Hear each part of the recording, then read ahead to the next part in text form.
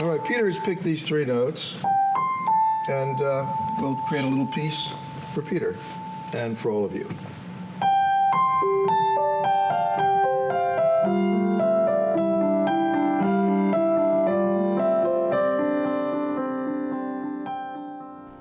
I'd like you to provide me with three notes, please. What? Everybody else was puzzled by this request. And I said, okay, I'll give you three notes. B, D, G.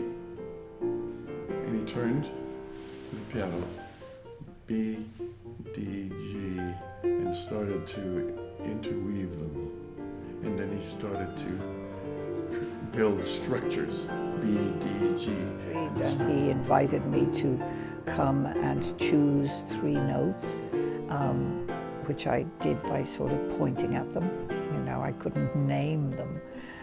That's how little I know about music, but I said there was that one, and how about that one, and this one.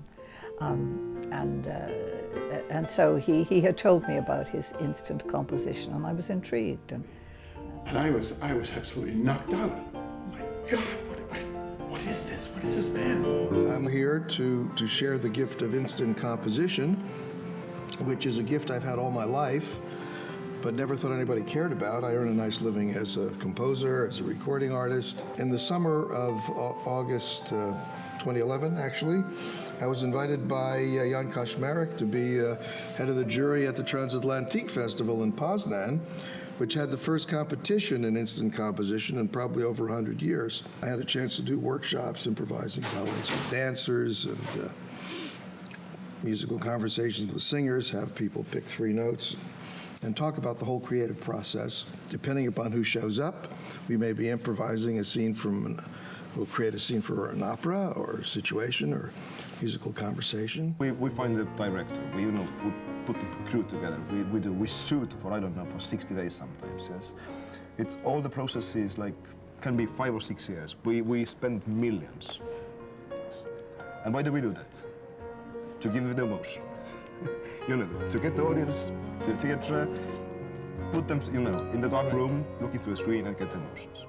In the last 8 years, I've been having my actors who come from 16 different countries to come here and to pick randomly three notes.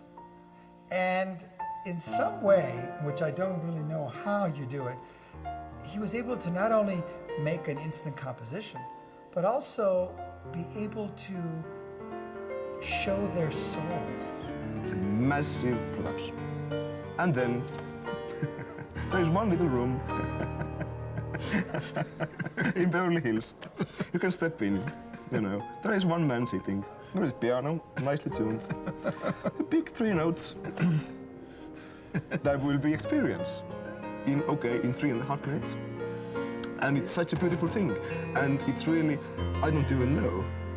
Quite often it happens that all this, I don't know, 50 million, 6 years, A-class stars, sorry, everybody, you know. Right. We maybe are not able to give this kind of emotion to people, as you are doing it in 3.5 minutes, Bill. Mechanics of speaking the language of music are the same as everyday speech. You need a vocabulary, you know, of all kinds of things in music.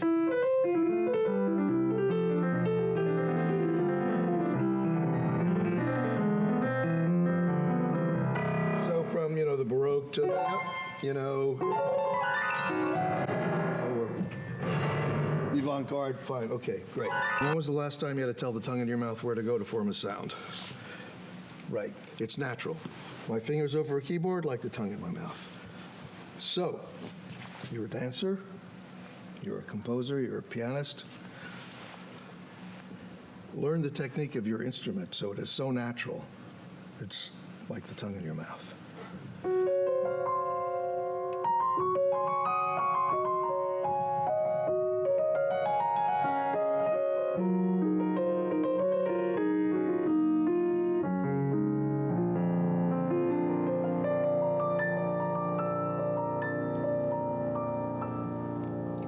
I just wanted to say something in the language of music. I speak the language of music in real time. like all you guys out there, speak the spoken language. And one of my favorite things to do when I'm speaking the language of music is to collaborate with dancers who speak the language of dance.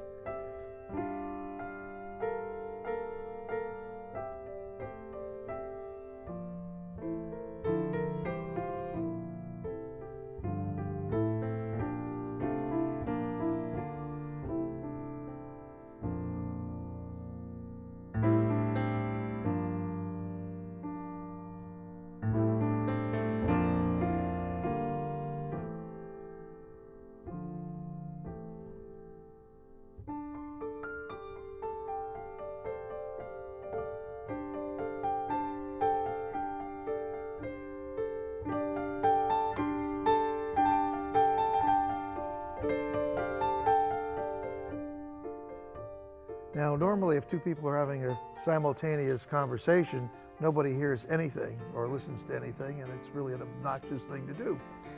But if I speak the language of music to a dancer who's speaking the language of dance, we are having this simultaneous conversation and magic happens.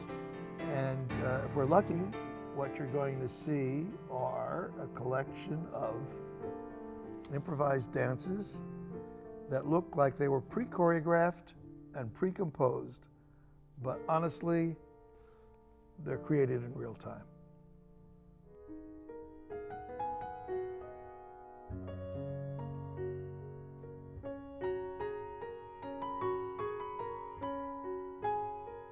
These beautiful compositions from the heart, from the mind, just relaxing and letting it flow naturally. And we did the same as dancers, just relaxing and allowing the music to start the impulse.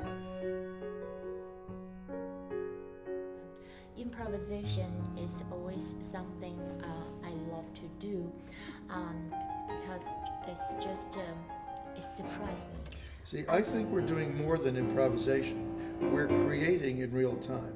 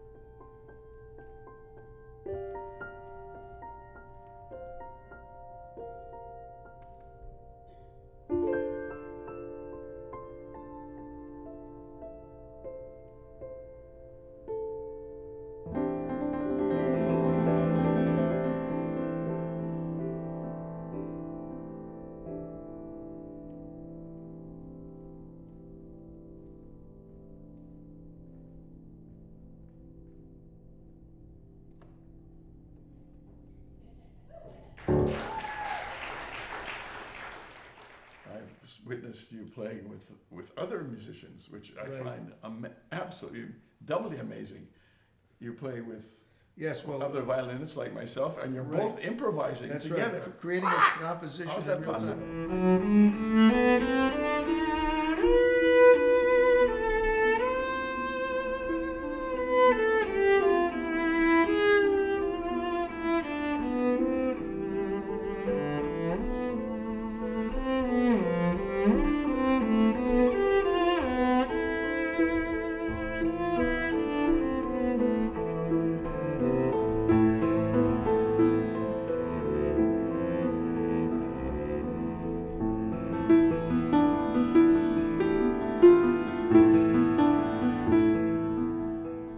You came to me and said, we ought to try this together. And I said, it's not possible.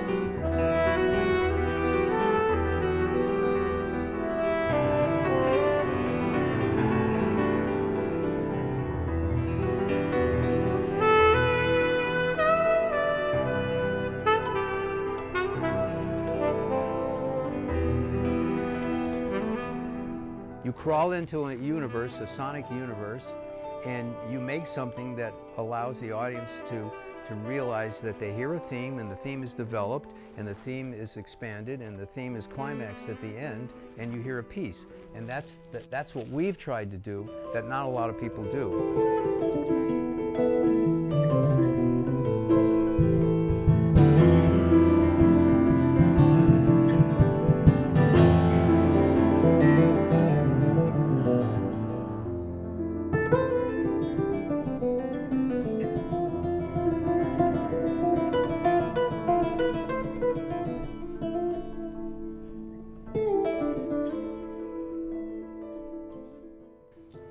And I love this story. It was my favorite story when I was a young man. And Handel played first and improvised on the harpsichord. And then he finished, and then it was Scarlatti's turn. And he started improvising a work for harpsichord. And the cardinal, whose name was Ottoboni, that's why Ottoboni, he looked over and he saw that while Scarlatti was playing, Handel was crying, weeping. Tears were coming down his face. So when Scarlatti finished his improvisation, the cardinal said, Mr. Handel, why were you weeping when Mr. Scarlatti was playing? He said, because that beautiful music will never be heard by anyone again. You are all gifted geniuses, and you never knew, you took it for granted. You've been blessed with a gift of speaking.